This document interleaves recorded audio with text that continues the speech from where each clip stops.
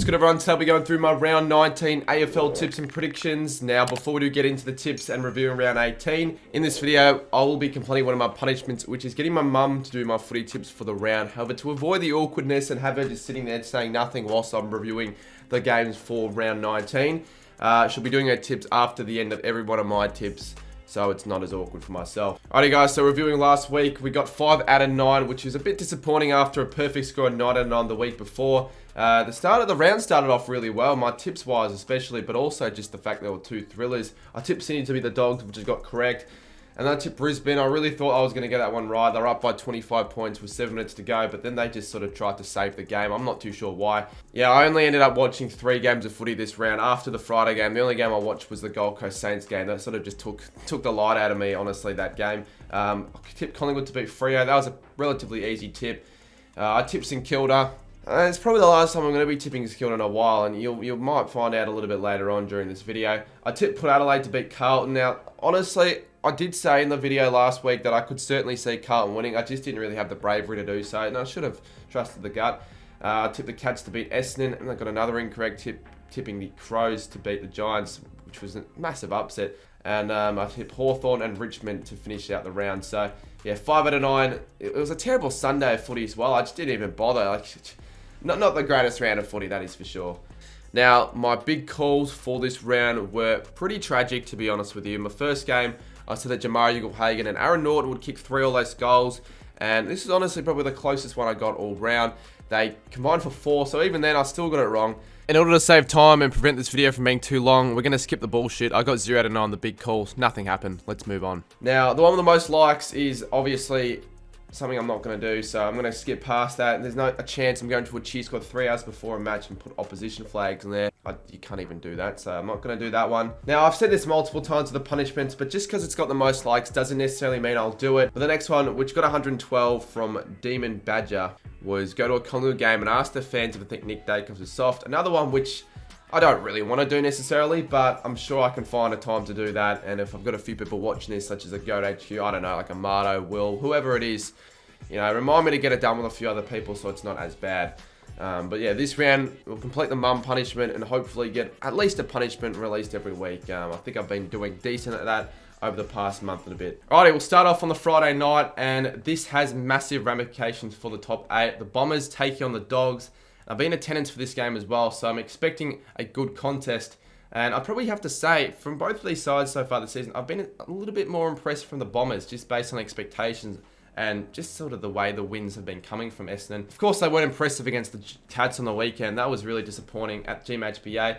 But in a way, you sort of expected it. Like, I wasn't surprised that it happened, but at the same time I was, because I did tip the game to be very close. I thought that the Bombers would put up a good fight in a thriller. It didn't happen, obviously. The game was over in the first quarter. It was 47-1. And for some reason, Essendon just don't have a knack of beating the Cats. Their form against the Cats has been always poor, and against the Cats at GMHBA especially. The Dogs, you know, it's arguably more concerning that loss in a way, considering that they had so many chances of getting that win and should have just sewn it up against a side at Sydney who were 15th at the time. I know Sydney do play well and they can play pretty well at the SCG, but the Dogs should have got the win, and they were up by 20 points in the first quarter. They kicked the first 6 goals of the game. Like Collingwood last week, I've let another one slip. They keep letting these games slip, which is just a bit of a concern. And now looking at these two sides in this game, I actually feel like one of these two sides will win in dominant fashion and get a comfortable win for some reason and just play really good footy. Whether it's the Dogs or the Bombers, I'm probably going to lean onto the Bombers for some reason, because I just think they've got more of a capability to do so. We saw it against Adelaide. I think they can maybe do something similar and maybe score over 100 or something like that. I'm going to go the Bombers that'll win it by 25 points. A big call, the Bombers are in front by 18 or more points in the first quarter. Bulldogs by 20, probably. Now, you would have just seen my mum also go through her tip, and the way that this will be working is she'll be doing her tips after the end of every game that I tip. Instead of her just being here whilst explaining stuff, there's kind of no point for that. And then I think it's going to be a fun idea also at the end of it to rant out all the tips to see who does better. So at the end of this video, comment down below who you think will perform better for round 19 for the tips, whether it be me or my mum. But on the Saturday, we've got the Tigers take on the Hawks at the MCG. Now, I think I'll be going to this game and I might be filming a video. The idea is that I'll be quizzing people on the AFL, just random people at the game, And if they get questions right, they'll win packs of footy cards. It'll be like sort of an entertaining style of video, something different. So let me know if you'd be interested. If I end up filming it, I'll let you guys know. But yeah, if you'd be interested in being a part of the video, let me know through Instagram or anything, or even the comments of the YouTube video. But in this game, Richmond v Hawthorn, it's a game where I think Hawthorn can certainly compete and challenge. But you'd probably want to lean onto the Tigers. Hawthorn were more convincing with the way they won on the weekend over the Tigers. I thought that game, Hawthorn were really good, to be honest with you. They just had a lot more control. Really should have been up by more at half time, and then they just were a bit more efficient, took their chances more in that second half to blow out that margin. But I still thought it flattered the Kangaroos a little bit. Could have been a 60-plus point win to Hawthorn. Nothing really changes in my perspective. Kind of expected exactly what ended up happening to happen, which shows Richmond are just not quite good enough, I don't think, this season. You know, they could still make the finals this season if they just continue getting wins, which they have sort of been doing, and they should beat Hawthorn. It was a real opportunity for Richmond if they were good enough to get a bit of a percentage booster, because their percentage is still pretty bad, 99.8. I am going to tip Richmond, though, because they should win. But Hawthorn with Sicily, though, I'll tell you what, they'll make it a bit of a challenge, because Hawthorn, whenever Sicily play, are a much better side. But I'm going to go the Tigers win it by 24 points from the big call. Both sides win 2 quarters each. Richmond by 17. Another game in Melbourne at the similar time, I should say. Carlton take on the Eagles at Marvel Stadium. Where has this been from Carlton all season? Something seems to have clicked, and the way that the Blues are playing are just much more fast, much more attacking through the corridor. And when you're playing fast and attacking footy rather than the slow, methodical crap that the Blues were going, you're going to get better entries inside 50. The forwards are going to love it more, and you'll be scoring more. Simple as that. And the fact that the midfield all around the ground for Carlton are getting on top as well helps the cause of their win, and they got another good win against the Power on the weekend, which makes it 4 in a row by over 50-plus points. And I just didn't expect that to be the case at all, because I know Carlton were capable. I said it in my video as well. I thought they could win. To be the side to break their streak of 13 wins in a row by 50-plus points. Yes, I know they had a few outs. It was very incredible. I mean, Silvani kicked 4, Jesse Motlop kicked 4, Kerno kicked 3. Yeah, I mean, it was disappointing to see Mackay go out the way he did with that injury, and I think he's going to be out for the rest of the season. But aside from that, it was a perfect day for Carlton. And obviously West Coast, yeah, they were okay, I guess, against Richmond, but yeah, it's just West Coast this season. They're not going to win this game. Carlton will be licking their lips at a 5th consecutive 50-plus point win, because it should happen. It will happen with the way they've been going. They'll win it by 77 points with a big call, a score over 140 points. West Coast, 20. Next up at the Gabba, we've got the Lions taking on the Cats. Now, this game I could see it being a winnable one for Geelong with the form that they've been in. They're sort of back on track now. I mean, their form, their 2022 premiership season is slowly coming back into fruition, and it's just Geelong for you. Always timing their run perfectly, and another really good outing against the Bombers this time by 77 points. Hawkins seems to be continuing to age like a fine wine with another 5 goals and a chance still to win the Coleman if he's good enough. But yeah, just had a lot of good performances all round for the Cats at GMHBA. They play their best footy there, and they picked up a really good win to give them a slight chance at maybe even top 4 footy if the D's slip up a couple more games, especially if they would have lost that game against the Lions. They would have only been 2 points outside of the Demons. I'd say the Lions, though, they should be a side that does solidify their spot on the floor, but they could have crept up close to Port Adelaide in that second spot if they just held on and won against the D's. I mean, look, if the Power lose to Collingwood this week and the Lions beat the Cats, they would have been ahead of the Power if they would have beaten the D's because of that loss the Power had. So instead of just continuing to score and try and blow the D's out the water even more in that last, they just sort of went into sort of self-defense mode and wanted to save the game. And it's just another instance where they've been up by quite a bit at the MCG and end up losing the game, just like the Richmond one. So that doesn't help their chances at being a side that can play at the MCG, that's for sure. It just continues worsening that trend. But this game's at the Gabba, not at the MCG, and they haven't lost a game yet at the Gabba this season. I know the Cats do play decently, I think, at the Gabba. I might be wrong, though. But even then, still tipping the Lions by 17 points. I think it should be a competitive, high-scoring game, though, and I think the Cats, by big call, will kick 6 or more goals in any quarter. Brisbane, by 5. By 5.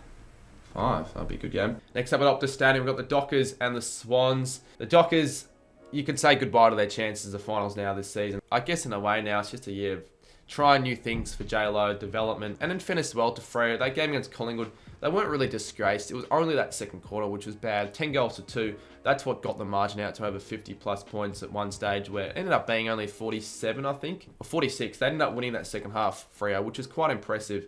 But I know Collingwood did sort of put the foot off the gas because they didn't need to continue. But yeah, you do have to cut the Docs a bit of slack. You would expect them to lose by around that margin, but if it was for that second quarter, it would have been a pretty even game. And they did have a few ads leading into that one as well. Brandon Walker, another injury in ACL, which is, yeah, it sucks for him. Bit of an expected result there. In Sydney, good win. Really good win from the Swans to just keep their slim chance of finals alive. They've got the percentage for it. They just need to keep banking the wins. And they probably could afford to drop one game for the rest of the year to make it. So I think with the way the Swans have been going, the way they willed themselves to get over the line against the Dogs, I think they can do it again against the Dockers because I think they have a little bit more to play for. They've got more belief. And with Swan sides in the last few years, they seem to always finish off the season really well. They did it in 2022 and in 2021. What to say? I know it's been a shit one this year for the Swans, but what's that they can't do something similar and finish off the season strongly, which is a possibility. And I think it starts with another win. And I'm going to win it by 9. My big call, Lance Franklin. He could be the reason they win this game. He plays really well at Optus for some reason. I'm going to go him to kick 4 or more goals. Freo. How many? 20. By 20. Now this game is the game I've been waiting for the last month, to be honest with you. First taking on second at the Adelaide Oval. Put Adelaide beat Collingwood. Obviously in round 2, these two sides played off against each other where it was the Pies that, took control of the game and won it by 71. But stakes are different now. Times have changed. The Power are playing at home. They went on to win 13 games in a row, albeit they lost to Carlton, so that was a bit of a concern. But at the same time, it isn't too much of a concern because they were expected to lose eventually. I think it's a bit of a healthy loss. Maybe might not that much margin-wise, but Port fans that I know are making the loss seem a lot worse than what it really is. They're comparing that loss to the loss that we had against Gold Coast. I don't think it's quite nearly as bad as that. And Port, they're still second on the ladder. If they win this, they'll be equal first on points. So what's there to complain about for Port Adelaide fans? It was just a bit of a poor loss with a few outs. Not too much, I wouldn't say, of an issue. Collingwood as well, they got a good win against Freo.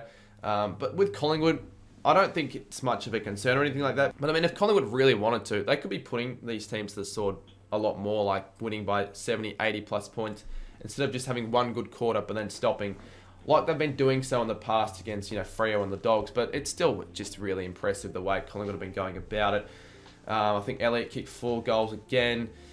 Dacos had a standout performance to solidify his Brownlow chances. I think, it's going to be a very tough team to beat, the Pies at the moment. And they have gotten their 2 wins so far at the Adelaide Oval by under a goal. So they haven't lost yet at the Adelaide Oval, but Power have only lost once.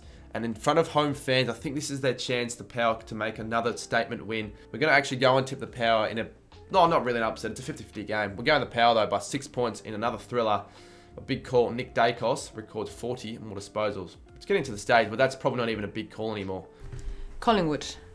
By 10. Now for the Sunday games, we haven't got many spectacles. The first one probably being the pick of the bunch. We've got the Giants and the Suns in Canberra.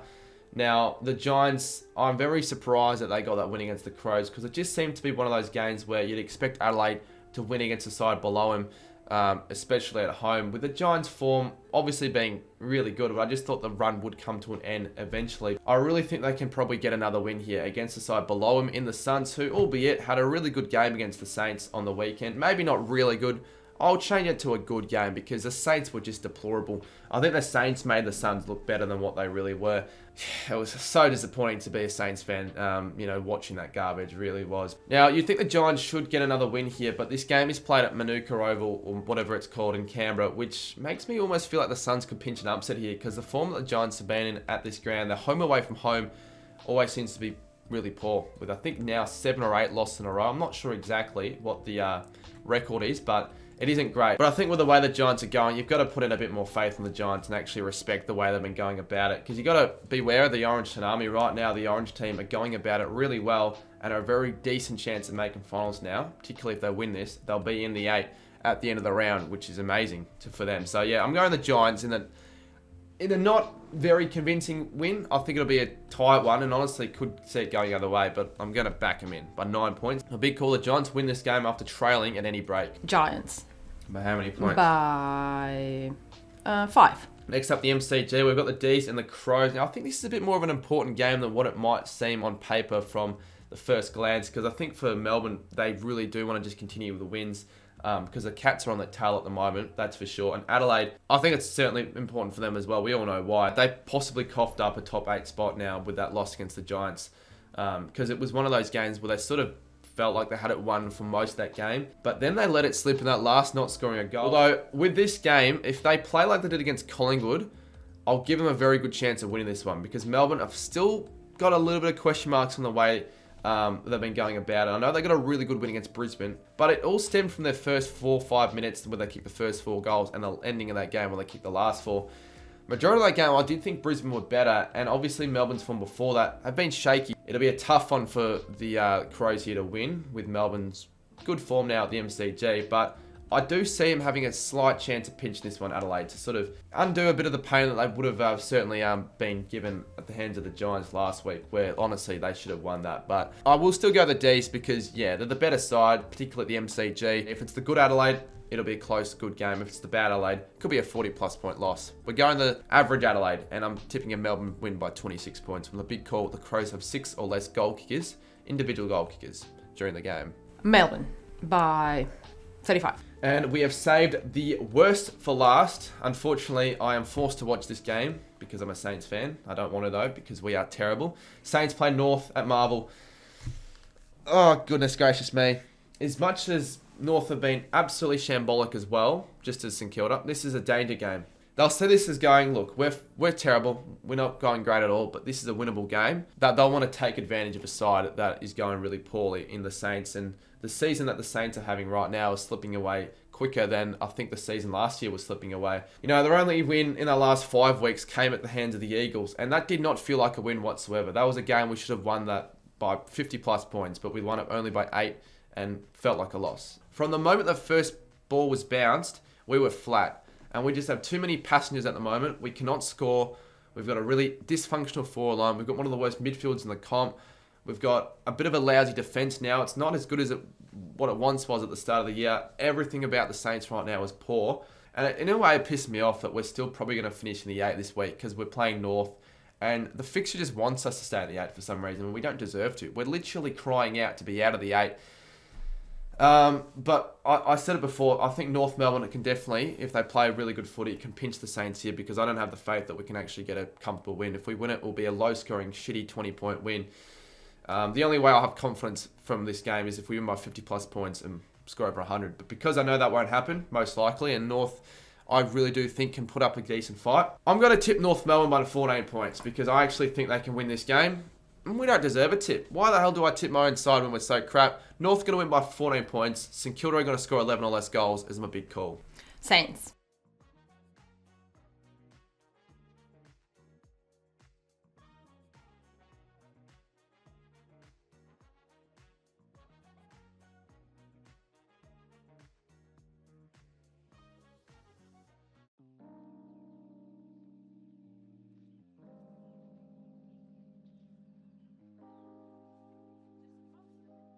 I've won the Bombers on the Friday, the Tigers, the Blues, the Lions, the Swans, the Power, the Giants, the D's. I guess the upset of the round for sure would have to be North to beat the Saints, but I think it'll happen.